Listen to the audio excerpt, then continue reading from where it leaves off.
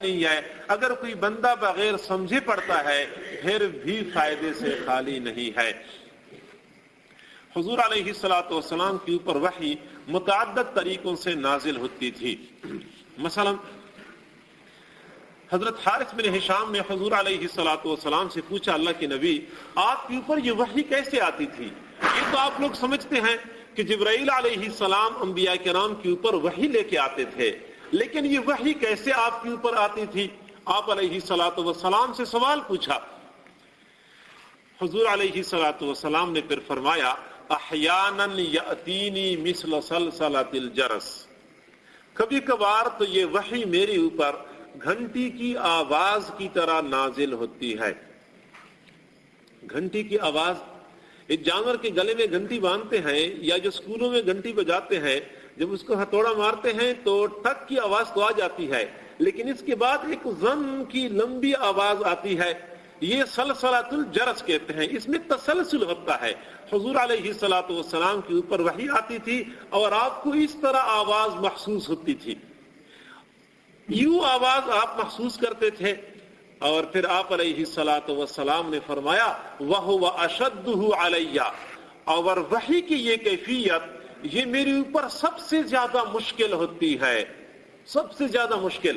گویا کہ جب اس طرح وحی میرے اوپر آتی ہے تو پھر میرے لیے وحی کو اخذ کرنا، اس بات کو سمجھنا، اس کو محفوظ کرنا بہت مشکل ہوتا ہے. اور واقعی آپ کی کیفیت عجیب ہوتی تھی. حضرت عائشہ صدیقہ رضی اللہ تعالیٰ عنہ فرماتی ہیں، وَلَقَدْ رَأَيْتُهُ فِي الْيَوْمِ الشَّدِيدِ الْبَرْدِ، میں نے آپ علیہ الصلوۃ والسلام کو دیکھا سخت سردی کے موسم میں آپ کے اوپر وحی نازل ہو گئی، اور جب آپ وحی جبرائیل سے اخذ کر رہے تھے، سیکھ رہے تھے، پکڑ رہے تھے، تو میں نے آپ کی پیشانی کی طرف دیکھا، وَإِنَّ جَبِينَهُ لَيَتَفَصَّدُ عَرَقًا، اور آپ کی پیشانی کے اوپر پسینے کے قطرے نمودار ہو چکے تھے. سخت سردی کے موسم میں آپ کی پیشانی پسینہ پسینہ ہو چکی تھی.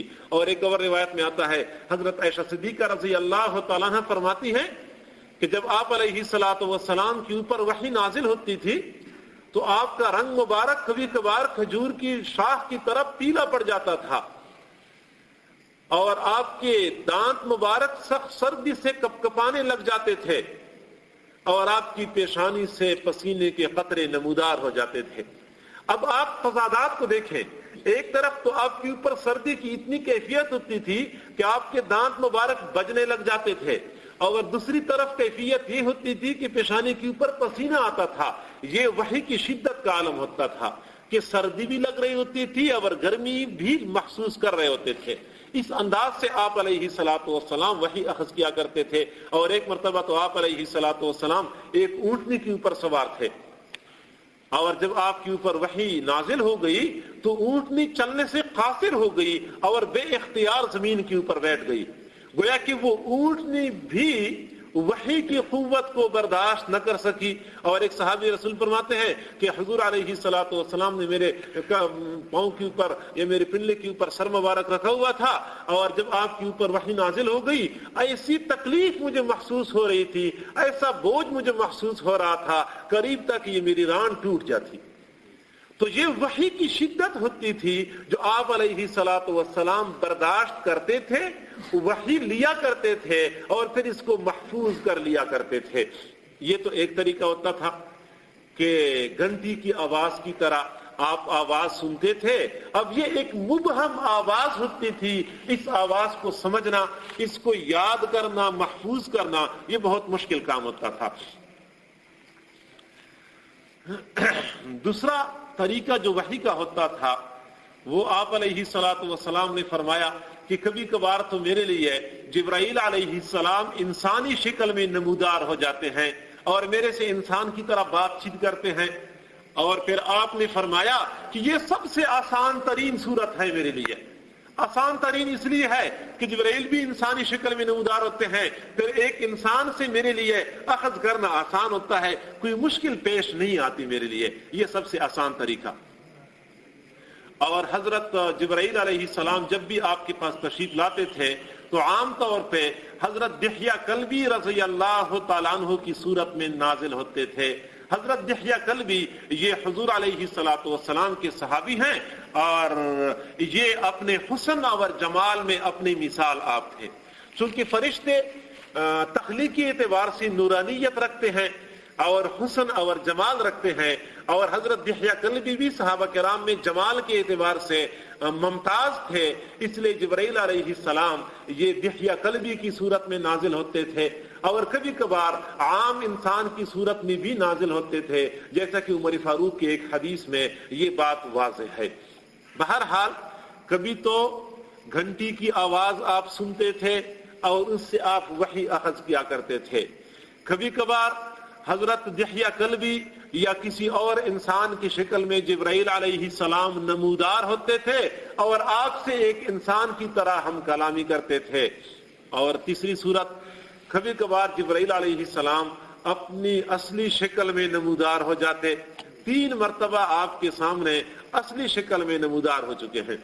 ایک مرتبہ تو معراج کے واقعے کے دوران، اور ایک مرتبہ آپ علیہ السلام نے خود فرمایا تھا کہ مجھے اپنا جسم، اپنا آپ پورا کی پورا دکھا دو. اور ایک مرتبہ مکی دور میں بالکل ابتدائی زمانے میں مقام اجیاد پہ آپ کو حضرت جبرائیل علیہ السلام کی زیارت ہوئی تھی. وہ بالکل اپنی اصلی شکل میں نمودار ہوئے تھے اور حضور علیہ السلام فرماتے ہیں میں نے جبرائیل کو دیکھا، اس کے 600 پر تھے، 600 اس کے پر تھے اور اس نے مکمل آسمان کے کناروں کو ڈھانپا ہوا تھا. گویا کہ جب میں نے جبرائیل کو دیکھا تو مجھے آسمان نظر نہیں آیا، ہر طرف پھر جبرائیل ہی جبرائیل تھا. اتنا یہ عظیم الجثہ فرشتہ ہے. اور یہ فرشتہ پھر حضور علیہ السلام کے پاس وحی لے کے آیا کرتا تھا. اور آپ کو میں ایک اور بات عرض کر دوں کہ پروردگار ذوالجلال نے بھی فرمایا ہے قرآن پاک میں انہ لقول رسول کریم ذی قوت عند ذی العرش مکین مطاع ثم امین. یہ قرآن جو نازل ہوتا ہے، کون نازل کرتا ہے؟ میرا ایک ایسا نمائندہ ہے جو معزز ہے، رسول کریم. یہ معزز نمائندہ ہے تمام فرشتوں میں، یہ فرشتہ معزز ہے. اور آگے فرماتے ہیں ذی قوت عند ذی العرش مکین، یہ قوت والا فرشتہ ہے اور عرش والے کے پاس اس کا مقام اور مرتبہ ہے. یہ قوت والا فرشتہ ہے. اتنی قوت کے باوجود بھی حضرت علامہ جلال الدین سیوطی رحمۃ اللہ علیہ فرماتے ہیں کہ کئی مرتبہ جب وحی نازل ہوتی تھی تو حضرت جبرائیل علیہ السلام کے ساتھ 70,000 فرشتے اور حفاظت کے لیے زمین کے اوپر اترا کرتے تھے. یہ قرآن کی اس قدر حفاظت کی گئی ہے، اس کے اندر کوئی تحریف نہ کر سکے، کوئی رد و بدل نہ کر سکے. تو جبرائیل علیہ السلام اپنے اصلی شکل میں کبھی کبھار نمودار ہوتے تھے. کبھی کبھار آپ علیہ السلام اچھے خواب دیکھ لیتے تھے. یہ اچھے خواب دیکھنا یہ مستقل وحی کے ایک قسم ہے. اور کبھی کبھار پروردگار ذوالجلال براہ راست ہم کلام ہوتے تھے، جیسا کہ معراج کے موقع پہ پروردگار براہ راست ہم کلام ہوئے تھے. یہ آپ علیہ السلام کے ساتھ خواب میں ایک مرتبہ پروردگار ذوالجلال نے ہم کلامی فرمائی ہے. حضرت موسیٰ علیہ السلام کے ساتھ بھی پروردگار ہم کلام ہوئے ہیں اور حضور علیہ السلام کے ساتھ بھی ہم کلام ہوئے ہیں. یہ وحی کی نزول کی مختلف صورتیں ہیں. بہرحال آپ علیہ السلام کے اوپر قرآن نازل ہوتا تھا اور آپ فرشتوں سے اس کا اخذ کیا کرتے تھے اور پھر اس کو محفوظ کرتے تھے. شروع میں حضور علیہ السلام کا یہ خیال ہوتا تھا کہ اگر جبرائیل علیہ السلام قرآن پڑھیں اور میں صرف سنتا رہوں تو ممکن ہے کہ جب وہ چلے جائیں تو میں وہ سنا ہوا قرآن بھول جاؤں. تو جب جبرائیل علیہ السلام کچھ پڑھتے تھے تو آپ علیہ السلام پیچھے پڑھتے جاتے تھے. جبرائیل پڑھتے تھے تو آپ بھی پیچھے پڑھتے تھے. تو پروردگار نے فرمایا کہ لا تحرک به لسانک لتعجل به، اے میرے محبوب آپ جلدی نہ کریں، آپ زبان کو ہم حرکت نہ دیں. آپ ایسا کریں کہ جب جبرائیل علیہ السلام قرآن پڑھتے جاتے ہیں تو آپ صرف سنتے جائیں. جب وہ چلے جائیں گے پھر اس قرآن کا آپ کی سینے کے اندر محفوظ کرنا اور پھر آپ کی زبان مبارک سے اس قرآن کو جاری کروانا، یہ پھر میرا کام ہے.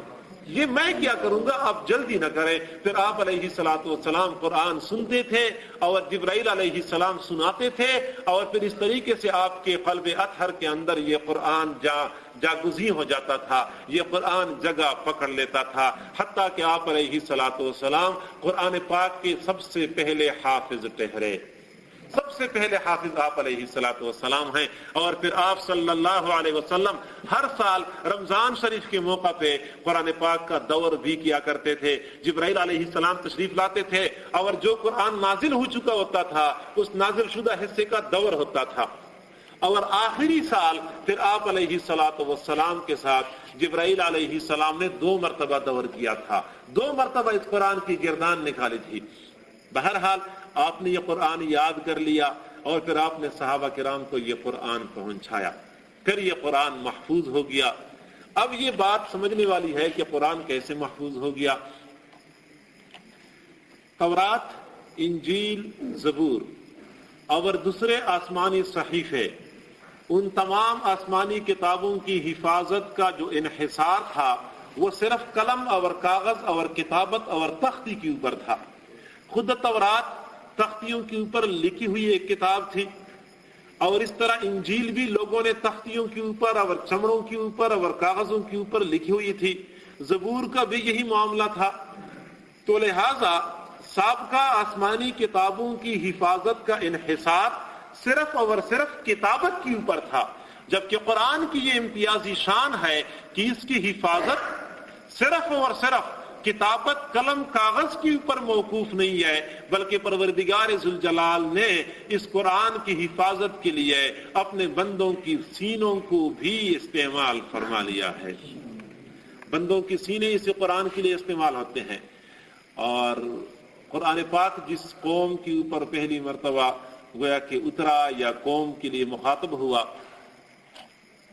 وہ عرب قوم تھی، اور عرب قوم جہالت میں، ان پڑھ ہونے میں تو مشہور تھی، تاہم حافظے کے اعتبار سے بھی اپنی مثال آپ تھی۔ عرب قوموں کی حالت یہ تھی کہ ایک ایک بندے کو ہزاروں اشعار یاد ہوتے تھے، اپنے نسب نامے تو ان کو یاد ہوتے ہی تھے، اپنے جانوروں کے نسب نامے بھی یاد رکھتے تھے۔ جس طرح اگر ہم میں سے کسی بندے سے